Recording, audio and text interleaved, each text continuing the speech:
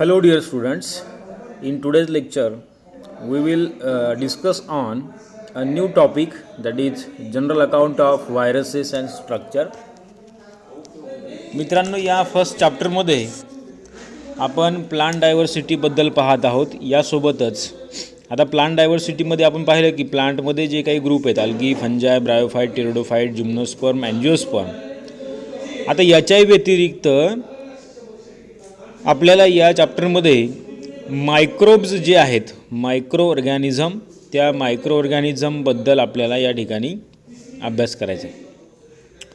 मग मायक्रो ऑर्गॅनिझममध्ये आपण बघितलं की किंगडम प्रोटिस्टा आहे, किंगडम मोनेरा आहे. या दोन किंगडममध्ये आपल्याला वेगवेगळ्या प्रकारचे मायक्रो ऑर्गॅनिझम क्लासिफाईड केलेले आपल्याला पाहायला मिळतात अमॉंग दी 5 किंगडम सिस्टीम. आपण सुरुवातीला जी काही 5 किंगडम सिस्टीम पाहिली, त्या 5 किंगडम सिस्टीमपैकी पहिली आहे kingdom Monera, kingdom Protista, kingdom Monera, आणि त्यानंतर मग kingdom fungi, kingdom Animalia, kingdom Plantae. आपल्याला असे हे 5 किंगडम लिव्हिंग ऑर्गॅनिझम्सचे पाहायला मिळतात.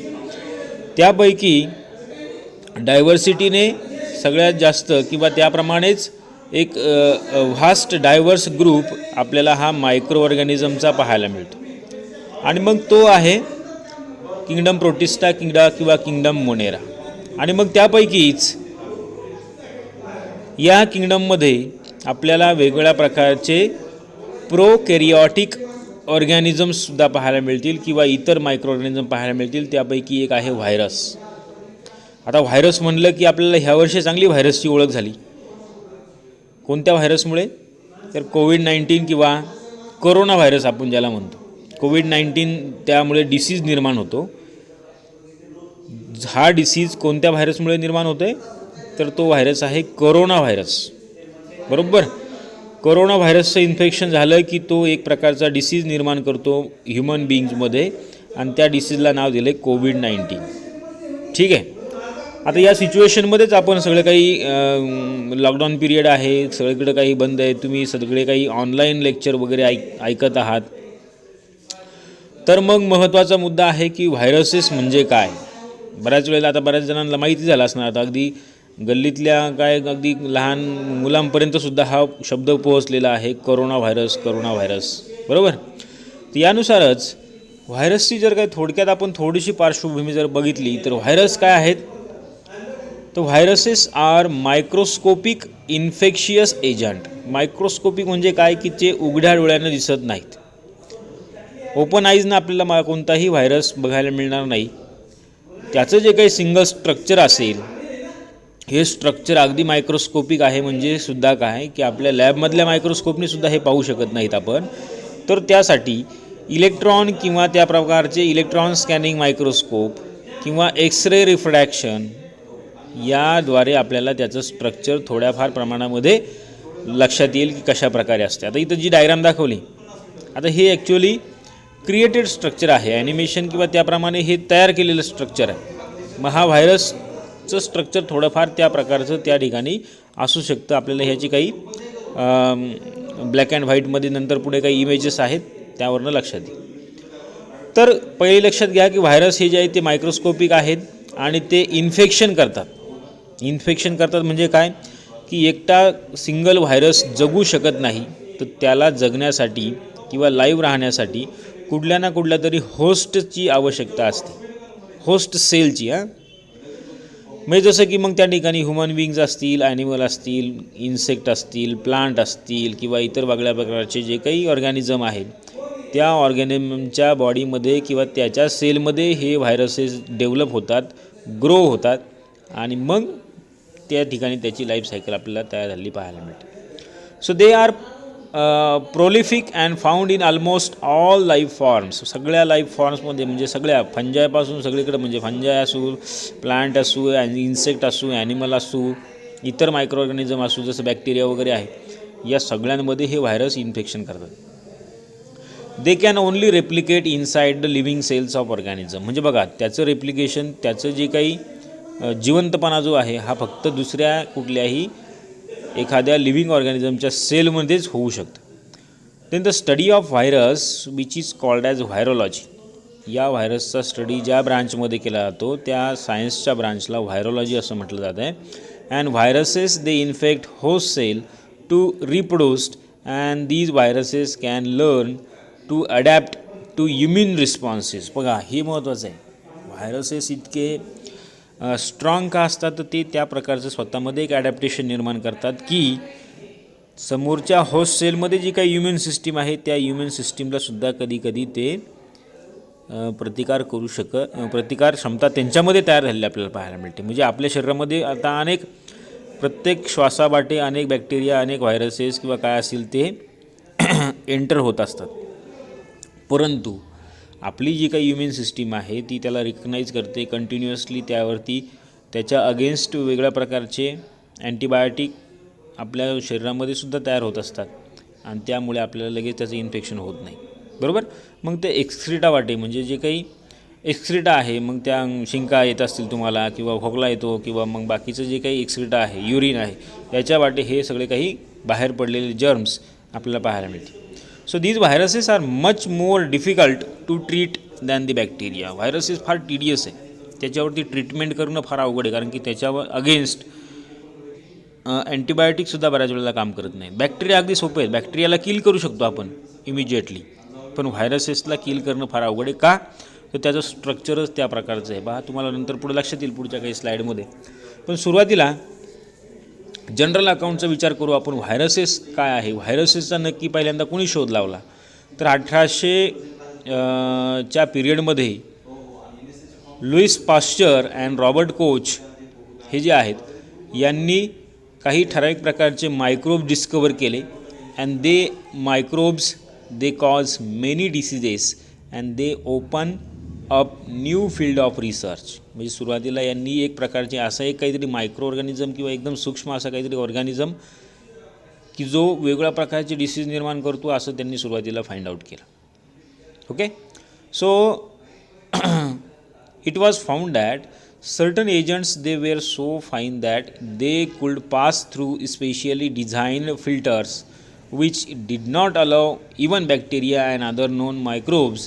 And finally, when it was established that they consist of submicroscopic organisms which were invisible to the most powerful microscope also. बघा इतके सूक्ष्म मायक्रो ऑर्गॅनिझम आहेत की जे पॉवरफुल मायक्रोस्कोप खालीसुद्धा आपल्याला बऱ्याच वेळेला दिसू शकत नाही. इतके लहान आकाराचे हे ऑर्गॅनिझम की they with the invention of electron microscope these tiniest organisms. मग ज्या काळामध्ये इलेक्ट्रॉन मायक्रोस्कोपचा शोध लागला त्यावेळेला मग मात्र याचं थोडंफार प्रमाणामध्ये स्ट्रक्चर जे आहे ते समोर यायला लागलं. And with this electron microscope these tiniest organisms could be identified and photographed. And the word virus comes from the Latin language. It means poison. व्हायरसचा अर्थ काय होतो? पॉयझन. लॅटिन लँग्वेजमध्ये याचा अर्थ आहे poison. It is a Latin language. Virus हा शब्द लॅटिन आहे की ज्याचा अर्थ पॉयझन असं होतो. कारण का तर त्या व्हायरसच्या इन्फेक्शनमुळे त्या ठिकाणी डिसीज निर्माण होतो आणि थोडक्यात त्या प्रकारचं स्ट्रक्चर सिम्पटम्स तयार झालेले आपल्याला कुठल्याही ऑर्गॅनिझमवरती पाहायला मिळतात. So the behaviour of viruses has been a matter of great surprise and speculation. So they possesses certain characteristic of inorganic substances and they also behave like living organisms and this has lead scientist to call them the missing links between dead and living matters. म्हणजे काय होतं बघा ज्या वेळेला हे viruses living ऑर्गॅनिझमच्या कॉन्टॅक्टमध्ये असतील त्यावेळेलाच हे लिव्हिंग दिसतात आणि ज्या वेळेला तो लिव्हिंग ऑर्गॅनिझम किंवा होस्ट जो आहे डेड होतो त्यावेळेला हे सुद्धा डेड झालेले आपल्याला दिसतात किंवा त्या इतर आउटसाईड वातावरणामध्ये ॲटमॉस्फिअरमध्ये हे डेड कंडिशनमध्ये दिसतील. कोणतीही ॲक्टिव्हिटी त्याच्यामध्ये होत नाही. पण once when they are contact with the living organism they will retain they in their live forms. Living फॉर्ममध्ये पुन्हा आलेले आपल्याला दिसतात असं आहे. मग त्यानंतर दोन सायंटिस्ट होते. Two scientist they contribute to discover first virus. पहिला व्हायरस ह्या दोन शास्त्रज्ञांनी शोधून काढला. That is Ivanovsky and Beijerinck. Okay. 1892-1897च्या दरम्यान इवानॉस्की नावाचे शास्त्रज्ञ होते. त्यांनी पहिल्यांदा टोबॅको मोझाईक व्हायरस टोबॅको प्लांटमध्ये मोझाईक स्ट्रक्चर निर्माण होतं, डिसीज निर्माण होतो आणि ते तयार करणारा जो काही व्हायरस आहे त्या व्हायरसचं स्ट्रक्चर किंवा तो व्हायरसचा शोध पहिल्यांदा या ग्रस्ताने लावला. दॅट इज त्यांचं नाव आहे इव्हॅनॉस्की 1892 साली. त्यानंतर 1897 साली scientist name Beijerinck he has discovered and coin the term virus. म्हणजे त्यांनी पुन्हा अशाच प्रकारचं एक मायक्रोऑर्गॅनिझम शोधला आणि मग त्याला नाव दिले virus.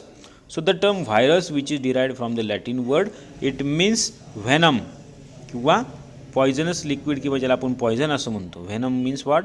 Poison. So later on in 1935 scientist name Wendell Stanley he has discovered that these viruses are composed of nucleic acid and protein. मग त्यांनी त्या व्हायरसचं स्ट्रक्चर शोधून काढलं 1935 साली की व्हायरस ॲक्च्युली कोणत्या केमिकल किंवा बायोलॉजिकल कंपाऊंडपासून तयार झालेले असतात. तर they are made up by only 2 biological content, nucleic acid आणि त्याच्याभोवती फक्त प्रोटीनचं कोटिंग. त्यामुळे त्या व्हायरसेसला कोणत्याही प्रकारचा एक पर्टिक्युलर सेल नाही. जशी की इतर बाकीचे ऑर्गॅनिझम जे आहेत हे सेलपासून तयार झाले असतात, एकतर युनिसेल्युलर असतील किंवा मल्टीसेल्युलर असतील, आहे की नाही. बॅक्टेरिया वगैरे जे ते युनिसेल्युलर आहेत आणि मग अनेक सेल एकत्र आले की ऑर्गन तयार होतो. त्याप्रमाणे मल्टीसेल्युलर ऑर्गॅनिझम तयार होतो. पण असा सेल्युलर टाईपचा पॅटर्न व्हायरसेसमध्ये पाहायला मिळत नाही. ही महत्त्वाची गोष्ट लक्षात घ्या. So study of virus is called as the virology and most accepted definition proposed by Bawden for the virus. व्हायरसची डेफिनेशन काय केली त्यांनी?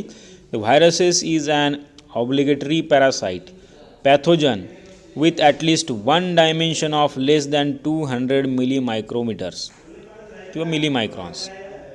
इतकं सूक्ष्म किंवा इतके लहान आकाराचे हे ऑर्गॅनिझम आहेत की जे ऑब्लिगेट पॅरासाईट आहेत किंवा पॅथोजन आहेत. दुसऱ्या लिव्हिंग ऑर्गॅनिझमवरतीच हे लाईव्ह राहू शकतात. इतर वेळेला they are found in a dead condition. बरोबर. तर अशा प्रकारचं हे स्ट्रक्चर आपल्याला ह्या जनरल हिस्ट्री आपल्याला या व्हायरसेसची सांगता येते. मग व्हायरसेसची काय कॅरेक्टर आहेत? व्हायरसेसची काय कॅरेक्टरिस्टिक आपल्याला पाहायला मिळेल? तर व्हायरसेसमध्ये पहा, they are ultra microscopic. Ultra means what? Microscope खाली जे काय आपल्याला ऑर्गॅनिझम दिसतात त्याच्यापेक्षा कैक पटीनं लहान असे इतके सूक्ष्म मायक्रो ऑर्गॅनिझम हे आपल्याला पाहायला मिळतील. Ultra microscopic and they can only be visualised under the electron microscope. Okay.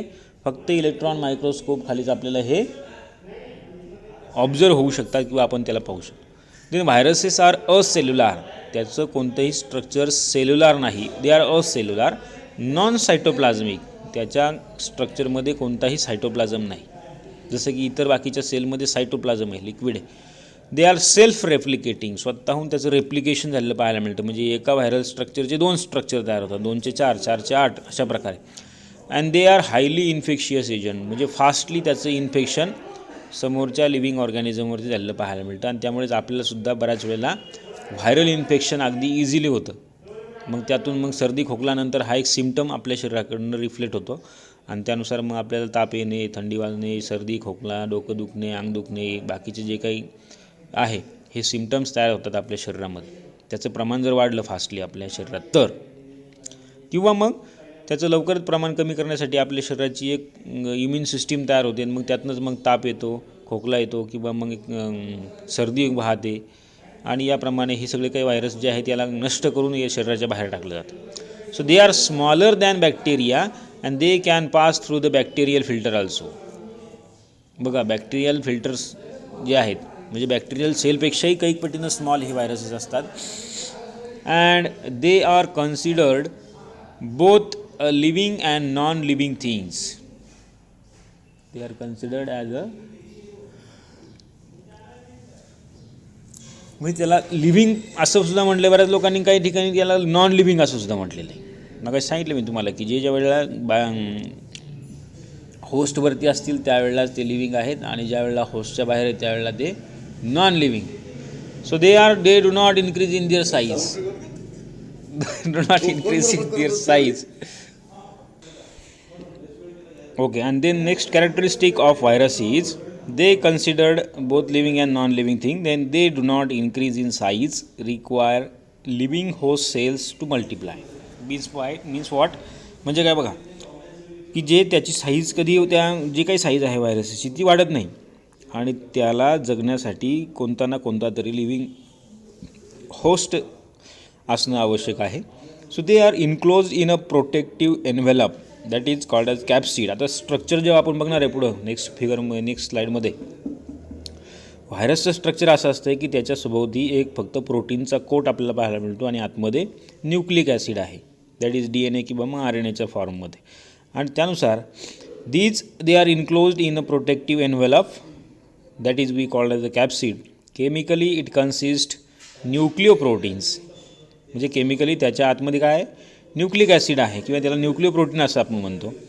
And vast majority of viruses possesses either DNA or RNA but not both. म्हणजे व्हायरसेसमध्ये जे काही जेनेटिक मटेरियल असेल ते एकतर DNAच्या स्वरूपात असेल किंवा RNAच्या स्वरूपात असेल, दोनही एकत्र एका व्हायरसमध्ये आपल्याला पाहायला मिळणार नाहीत. हे एक महत्त्वाचं लक्षात घ्या. Then do not they respire, they do not metabolize, they do not grow, but they do reproduce only. So firstly त्याचं कॅरेक्टर जर पाहिलं तर ते रेस्पिरेशन करू शकत नाहीत, त्याच्यामध्ये मेटाबॉलिझम होऊ शकत नाही किंवा मेटाबॉलिझम या प्रकारच्या व्हायरसेसमध्ये होत नाही. And last thing is they does not grow, but only one character is they can absorb, they can infect, they are infectious and they can reproduced. म्हणजे त्याचं मल्टिप्लिकेशन होतं आहे, मात्र रिप्रोडक्शन त्याचं होऊ शकतं. त्याचबरोबर ribosomes and enzymes are totally absent in the structure of virus which are needed for the metabolism and therefore metabolism does not happen. हे लक्षात घ्या. म्हणजे जसं की प्लांटमध्ये फोटोसिंथेसिस होतं आहे, रेस्पिरेशन होतं आहे, प्रत्येक सेलमध्ये वेगळ्या प्रकारचे काही ना काहीतरी ॲक्टिव्हिटी आपल्याला झालेल्या पाहायला मिळतात, पण या कोणत्याच ॲक्टिव्हिटी इथं व्हायरसेसमध्ये होत नाहीत. So they can transmitted from infected to healthy organism only. बघा, एखाद्याला इन्फेक्शन झालं असेल तर त्या इन्फेक्शियस पर्सनकडून हेल्दी पर्सनला मात्र याचं इन्फेक्शन होऊ शकतं. आणि म्हणूनच मग आपला जो काही करोना व्हायरस जो आहे, त्या करोना व्हायरसची सिस्टीम तीच आहे. करोना व्हायरस ज्या व्यक्तीला इन्फेक्शन झालं त्याच्या शरीरामध्ये वाढतो आणि मग त्याच्या खोकल्या वाटे, श्वासा वाटे किंवा थुंकी वाटे त्या कणामध्ये हे व्हायरल स्ट्रक्चर जे आहेत ते बाहेर पडू शकतात. आणि त्याच थुंकीचा किंवा त्या खोकल्याचा डायरेक्ट संपर्क जर का आपल्यासोबत आला तर मग मात्र आपल्या श्वासावाटे, पुन्हा आपल्या नाकातोंडावाटे आपल्याला हे जर काही व्हायरसेस आपल्या शरीरामध्ये इन्फेक्ट करू शकतात आपल्याला. So these are the main characteristic of these viruses. आता याच्या पलीकडे जाऊन जर काही जनरल अकाउंट जर आपण बघितले व्हायरसेसचे, तर व्हायरसचं स्ट्रक्चर ज्या वेळेला आपण पाहतो, आता पुढच्या फिगरमध्ये आहे बघा स्ट्रक्चर, ही वेगळ्या प्रकारचे व्हायरसचे स्ट्रक्चर आहे. जसं की पहिलं आहे हेलिकल स्ट्रक्चर आहे, म्हणजे इथं खालच्या लाईनला ज्या काय आहेत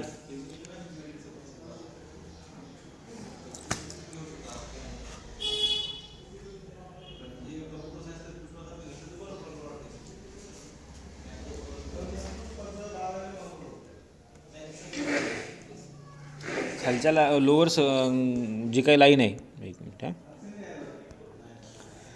या लाईनवरती जे काय आहे तर these are the scanning electron microscope structure. Scanning electron microscope खाली काढलेले हे स्ट्रक्चर आहेत.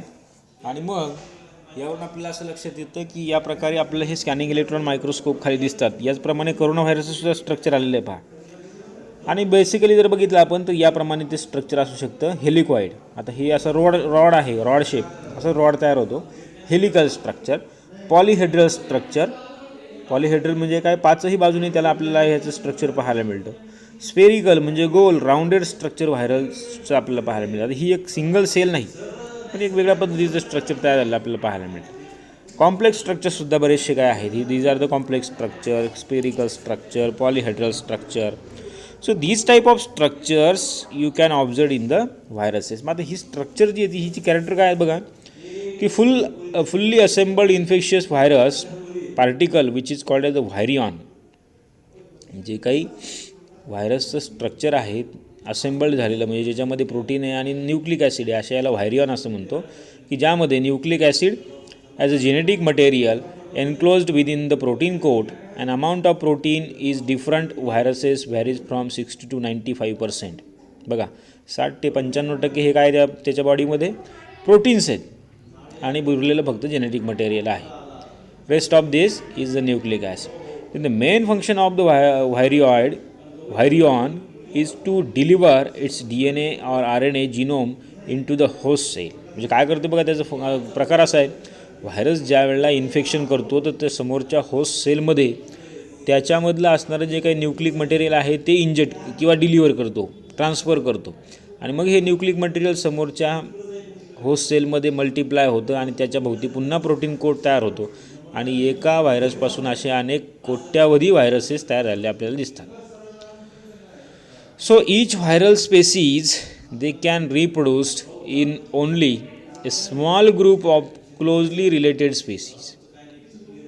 Okay, that is they are host specific. It means ठराविक व्हायरस, म्हणजे हे जे काय व्हायरस याची एक स्पेशालिटी अशी बघा, केमिकल सिग्नलिंग या व्हायरसेसमध्ये झालेलं आपल्याला पाहायला मिळतं आणि मग त्या प्रकारचे व्हायरस फक्त त्या प्रकारच्या होस्टवरतीच इन्फेक्शन करू शकतात. म्हणजेच बघा, तसे फॉर एक्झाम्पल करोना व्हायरस आहे, तर हा करोना व्हायरस ह्युमन बिईंगवरतीच जास्त अटॅक आहे, बाकीच्या जनावरांवरती झाला का?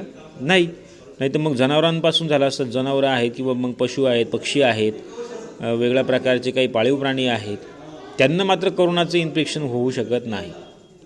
बरोबर, करोना फक्त कोणाला होऊ शकणार आहे? ह्युमन बिईंगलाच होऊ शकणार आहे, असा प्रकार आहे. त्याचप्रमाणे जे प्लांटवरती इन्फेक्ट करणारे व्हायरस आहेत ते ॲनिमलवरती इन्फेक्ट करू शकत नाही आणि ॲनिमलला इन्फेक्ट करणारे व्हायरस प्लांटला इन्फेक्ट करू शकत नाही. So viruses are group on the basis of size and shape, chemically the composition and structure of genome and mode of replication. मग आता त्याचं जर काही स्ट्रक्चर जर पाहिलं, साईजचा विचार जर केला आपण व्हायरसच्या, तर साईजनुसार viruses are smaller than bacteria in their size and vary range from 20 to 350 nanometers. शेपचा विचार केला तर आता बघितल्याप्रमाणे आपल्या वेगळ्या प्रकारचे शेप आपल्याला या व्हायरसमध्ये पाहायला मिळतील. So symmetry refers to way in which the capsomeres they arrange in the virus capsids and it may isohedral or helical. So helical symmetry आहे, आयसोबायलॅटरल सिमेट्री आहे आणि त्यानुसार वेगळ्या प्रकारचे शेप आपल्याला ह्या व्हायरसचे पाहायला मिळतात. केमिकल स्ट्रक्चरचा जर आपण विचार केला तर केमिकली त्या व्हायरसमध्ये दोनच कंपोनंट आहेत, एक आहे न्यूक्लिक ॲसिड आणि दुसरं आहे प्रोटीन्स किंवा व्हायरल प्रोटीन्स आपण ज्याला म्हणू. न्यूक्लिक ॲसिडमध्ये कोणतं आहे तर virus content only one type of nucleic acid, either RNA either और DNA. So virus content DNA, they are called as a deoxy viruses. And those viruses having RNA, they are called as or known as riboviruses. So generally all plant viruses they have single stranded RNA. Plant viruses जेवढे काय आहेत प्लांटवरती infection करणारे त्या सगळ्या व्हायरसेसमध्ये RNA हा nucleic material आहे आणि जे काही व्हायरसेस ॲनिमलवरती इन्फेक्शन करतात त्या व्हायरसेसमध्ये आपल्याला DNA असलेलं पाहायला मिळतं. DNA as a genetic material, असं सोपं आहे. मग लक्षात ठेवा, प्लांट व्हायरसेस जे आहे त्याच्यामध्ये RNA, ॲनिमल व्हायरसेसमध्ये DNA आहे. मग याच्यापैकीच एक HIV आहे, tobacco mosaic virus plant virus आहे, त्यानंतर कोरोना व्हायरस एक आला, इतरही वेगळ्या प्रकारचे व्हायरसेस असे ह्या प्रकारचे शेप आहेत बघा. हेलिकल, पॉलिहेड्रल, स्पेरिकल, कॉम्प्लेक्स हे स्ट्रक्चर आहे आणि खाली आपल्याला दिलेलं आहे त्याचा ॲक्च्युअल फोटो आहे. दुसरं केमिकल कंपाऊंड आहे व्हायरसचं, दॅट इज प्रोटीन कोट. तर प्रोटीन कोट जे आहे तर nucleic acid core of virus is protected by some complex protein coat that is called as capsid, and these capsid consist of several identical protein subunit. त्याचं structure आपण आता next फिगरमध्ये पाहणार आहे. अनेक प्रोटीन एकमेकाला जोडून या प्रकारचं स्ट्रक्चर तयार झालेलं आपल्याला पाहायला मिळतं, त्याला म्हणतो आपण capsomeres. And these subunits are usually arrange in a helical or polyhedral manners. म्हणजे ते सबयुनिट कोणत्या प्रकारे अरेंज झाले त्यानुसार त्याचं स्ट्रक्चर तयार झालेलं आपल्याला पाहायला मिळतं. So nucleic acid together with the capsid they form the nucleocapsid. And some viruses they have membranous envelope that lies outside the nucleocapsid. Membrane म्हणजे एक पडदा. Then in such an envelope, viruses, the nucleocapsid surrounded by a lipid bilayer and glycoproteins derived from modified host cell membranes. आता काही virus जे आहेत अशा प्रकारे थोडंसं मॉडिफिकेशन त्याच्यामध्ये झालेलं पाहायला मिळतं आणि त्याच्या सभोवताली लिपिडचा एक लेअर, त्याचबरोबर ग्लायकोप्रोटीन्सचा सुद्धा लेअर त्याच्यावरती आपल्याला पाहायला मिळतो. मग आता त्यानुसार व्हायरसेस जे आहेत या व्हायरसेसचं क्लासिफिकेशन जर केलं तर व्हायरसेसचे क्लासिफिकेशन जर केलं तर 2 प्रकारचे व्हायरस आपल्याला सांगता येतील. एक साधारणतः 2 किंवा 3 प्रकार. जसं की जे व्हायरसेस ॲनिमलवरती इन्फेक्शन करू शकतात, फक्त जे व्हायरसेस फक्त ॲनिमललाच इन्फेक्शन करू शकतात, की ज्या व्हायरसेसमध्ये DNA as a genetic material आहे, अशा व्हायरसेसला ॲनिमल व्हायरसेस असं म्हटलेलं आहे. 3 कॅटेगरी केल्या बघा व्हायरसेसच्या: ॲनिमल व्हायरस, प्लांट व्हायरस आणि बॅक्टेरियल व्हायरस, किंवा ज्याला बॅक्टेरियोफेज असं म्हटलं जातं नंतर. ॲनिमल व्हायरस काय आहे तर they infect and live inside only in the animal cell and they have genetic material that is the DNA. मग त्याला कॉमनली ॲनिमल इन्फ्लुएन्झा असं सुद्धा ॲनिमल व्हायरसेस असं म्हटलं जातं. Say for example influenza virus, rabies virus, कुत्रं चावल्यानंतर जो काही व्हायरल डिसीज होतो बघा, रेबीज. त्यानंतर मम्किन्स आहे, त्यानंतर पोलिओ व्हायरस आहे, पोलिओ जो काय डिसीज आहे, पोलिओचा तुम्ही लस घेता बघा ब्राझीलला, आपल्याला आता पोलिओ मुक्त झालं आहे सगळीकडे. तो व्हायरस जवळपास नामशेष होत आला. पोलिओ व्हायरस आहे, किंवा आत्ता आलेला कॉमन अगदी एक्झाम्पल म्हणजे तर काय, HIV आणि कोरोना व्हायरस. खतरनाक व्हायरस आहेत 2. दुसरा टाईप आहे बघा, आपण बघितलं प्लांट व्हायरस. प्लांटला इन्फेक्शन करणारे जे काही व्हायरसेस त्याला प्लांट व्हायरस असं म्हटलं आहे, की ज्यामध्ये RNA as a genetic material आपल्याला पाहायला मिळेल आणि त्याच्यावरती प्रोटीन कोट आपल्याला दिसतो. मग यापैकी कोणते तर टोबॅको मोझाईक व्हायरस, की जो पहिल्यांदा या व्हायरसमध्ये शोधला गेलेला आहे टोबॅको प्लांटवरती. आणि मग हाच व्हायरस टोमॅटो असेल, चिली असेल, इतर बाकीच्या प्लांटवरती सुद्धा आपल्याला वाढलेला पाहायला मिळतो. पोटॅटो व्हायरस आहे, बीट येलो व्हायरस आहे, टर्निप येलो व्हायरस आहेत. वेगवेगळ्या प्रकारचे व्हायरल डिसीजेस आपल्याला पाहायला मिळतात. तिसरा प्रकार आहे व्हायरसचा, दॅट इज बॅक्टेरियल व्हायरस किंवा बॅक्टेरियोफेज, की ज्याप्रमाणे व्हायरसेस जसं प्लांटवरती आणि ॲनिमलवरती इन्फेक्शन करतात, तसाच एक वेगळ्या प्रकारचे व्हायरसेस की जे फक्त बॅक्टेरियालाच इन्फेक्शन करतात. They infect bacterial cell and they are called as a bacteriophage, and they contain DNA as a genetic material. There are many varieties of bacteriophage. मग बॅक्टेरियोफेज कशी इथं दाखवली बघा डायग्राममध्ये. या प्रकारचं रोबोटिक स्ट्रक्चर आपल्याला या बॅक्टेरियाचं पाहायला मिळतं, की ज्याला कॅप्सिड आहे, हेड आहे, टेल आहे आणि याप्रमाणे नेक स्ट्रक्चरसुद्धा आपल्याला पाहायला मिळेल. ॲनिमल व्हायरसमध्ये बघितलं तर HIV किंवा मग इन्फ्लुएन्झा व्हायरस. इथं खाली रेट्रो व्हायरससुद्धा एक बघा. बरेचसे व्हायरसचे प्रकार आहेत. So this one is suppose bacteriophage and this one is the influenza virus, की ज्याच्यावरती बघा साईडला बाहेरून पहिलं प्रोटीन कोट आहे, त्याच्या आतमध्ये न्यूक्लिक ॲसिड आहे म्हणजे RNA किंवा DNA, आणि इतर बाकीचं प्रोटीनपासून तयार झालेलं स्ट्रक्चर फक्त आपल्याला या व्हायरसमध्ये पाहायला मिळतं. याप्रमाणे व्हायरसचं जनरल कॅरेक्टरिस्टिक आहे. फार अगदी इन्फॉर्मेटिव्ह आणि महत्त्वाचा टॉपिक आपल्याला हा डिस्कस करायचा आहे. नेक्स्ट लेक्चरमध्ये आपण या व्हायरसेसपैकीच प्लांट व्हायरस, ॲनिमल व्हायरस या 2 प्रकारच्या व्हायरसचे एक एक्झाम्पल डिटेल आपण या ठिकाणी शिकणार आहोत. ठीक आहे.